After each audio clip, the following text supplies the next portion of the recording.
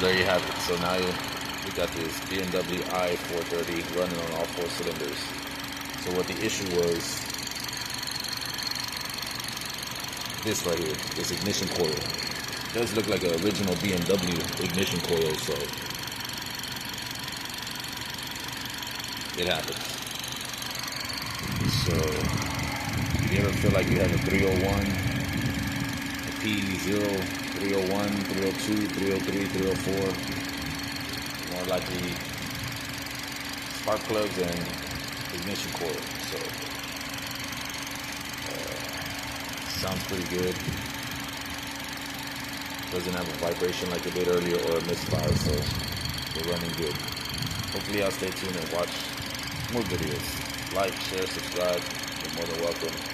And hopefully we'll see you on the next channel. Thanks.